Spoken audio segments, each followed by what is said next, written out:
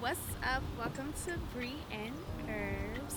So today, for the month of August, I'm going to be talking about imposter syndrome.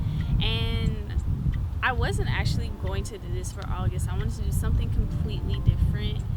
But last month, I was really suffering with imposter syndrome.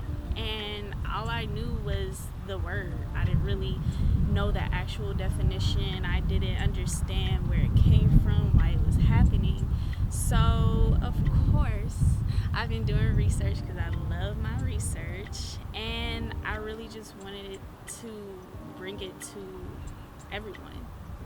everyone's attention. Mainly because I know it's more than me dealing with this. It's a lot of people that deals with this. I've had friends that have talked about dealing with it, and I've just never understood it. So this month, that's what we're going to be talking about today. I'm just going to give you a rundown. I'm going to tell you a few ways to deal with it. I'm going to give you some nutrition. I'm going to give you some yoga because you know I like yoga and I got my yoga pants. They my favorite pants. We at the park, my favorite park. We're just gonna have fun today, and I really hope you learned something throughout this video. So let's get to it.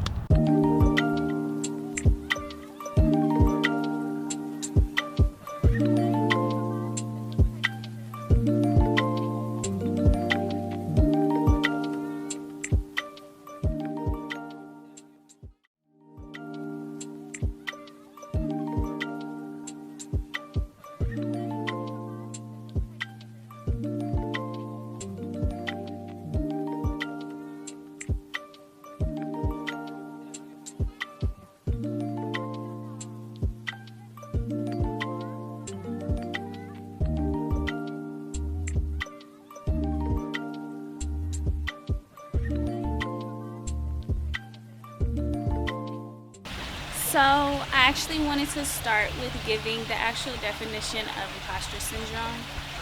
And what I found is imposter syndrome can be defined as a collection of feelings of inadequacy that persists despite evident success.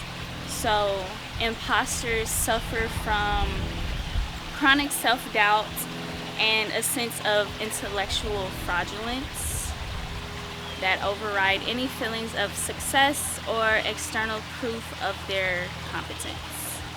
And I wanted to figure out where's this coming from? Because it's like, you don't just have feelings from nowhere. They don't just come out of thin air. They don't just show up. So I did some research, and it actually comes from 3 different types of anxiety: trait anxiety, generalized anxiety disorder, and social anxiety. So if you fall under any of those categories or think you fall under any of those categories, more than likely you have suffered or experienced imposter syndrome.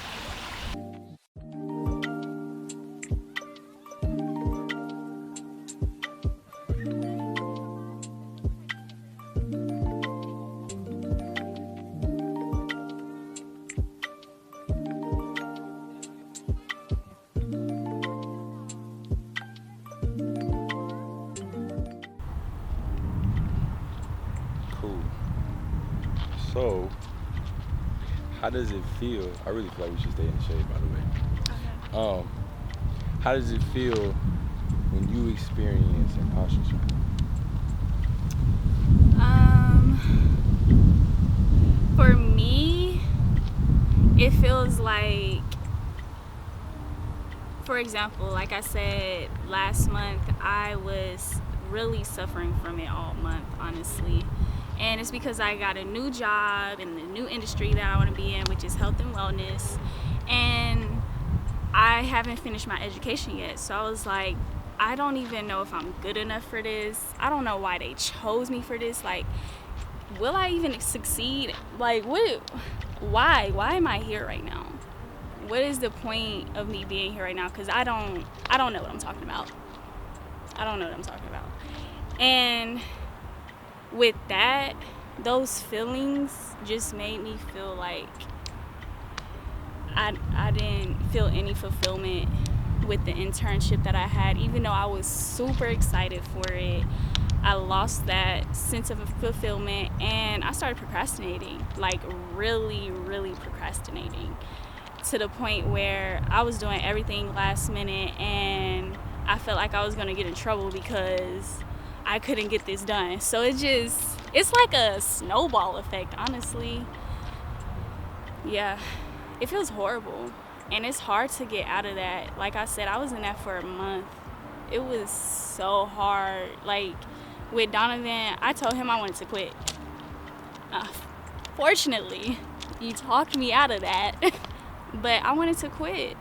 That's how bad it was. So I understand that feeling. I get it, and that's why I want to make this series, because I want to help anybody that's looking for an opportunity to get out of their head, to get out of imposter syndrome, to get out of that dark space. So that's what we're about to do this month. So one of the things that I've really come to love for my mental health is yoga. Of course, I'm pretty sure if you watch my other videos, you've heard me talk about it. Yoga is a physical, emotional, mental, and spiritual practice that can align our thoughts, our feelings, our self-awareness, and our consciousness. So when you're doing regular yoga practice, you are relaxing with the postures, the deep breathing, the meditation. And when you're relaxing, your brain will not release cortisol, which is the stress hormone. It sends off signals, stress everywhere, anxiety. And it's also very important to know that in yoga, it don't matter how many years you've been doing it, or if you call yourself a professional, whatever. In yoga, you're gonna mess up sometimes. You're gonna make a mistake. You're gonna wobble. Some days I have zero balance, but I'm going to keep doing it because the deep breaths are helping. Me closing my eyes are helping. Me humming is helping. It's kind of like life, honestly. Yoga is life, basically. And I recommend, if you want to learn more about yoga, I recommend reading the Bhagavad Gita, because that can explain what I mean when I say yoga is life. Get that book. But anyways, so it's kind of like life. And if you can train yourself to accept the fact that you're going to make mistakes while you're doing a simple physical activity like yoga, then you can train your brain to not fear when you make mistakes in real life and not fear failure.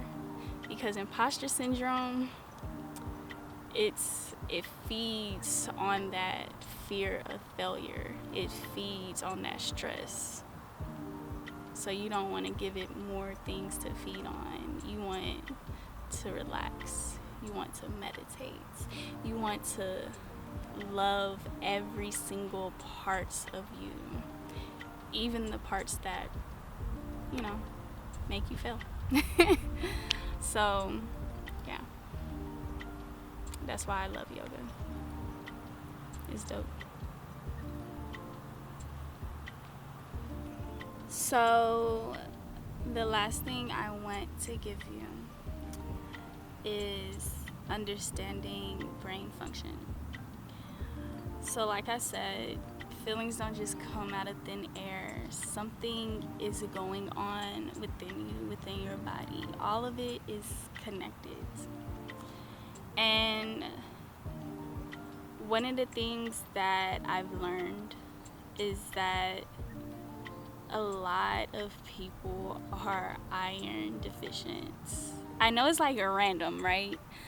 But it's a lot of people that are iron deficient. Either you're low in iron or your body is producing iron, but you're not absorbing it properly, you know? So, with low iron or lack of absorption, your brain cannot function properly. It is a key element to brain function.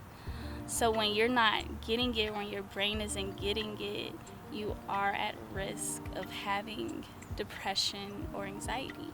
And like I said, imposter syndrome comes from three different types of anxiety. So I'll say eating green vegetables, mostly leafy greens. Those are pretty good for you. But any green vegetables, right? Peas, Brussels sprouts, kale, spinach. Eating that will help with producing more iron and help your body absorb it better. Also, eating beans can help with that. And I really recommend going to a doctor to get an iron panel done. Get a full panel done of blood work so that you can know what's going on in your body. That's a really important thing to know. Doing this internship, a lot of these people don't even know what's going on with their body. Like, I didn't. And getting that blood work done and understanding your body is very helpful. So get you some iron, do some yoga. You don't even have to do it every day. You can do it twice a week, and you'll still have that regular yoga, that regular activity. And I can't guarantee that you'll feel better soon, but taking care of yourself, it does help. I really hope you enjoyed this video. I enjoyed making it. I hope you learned something along the way. I can't wait to share more with you, and my next video is gonna be about the different types of anxiety. So if you fall under those categories, trait anxiety, generalized anxiety disorder, or social anxiety disorder, watch these videos. I promise I can help.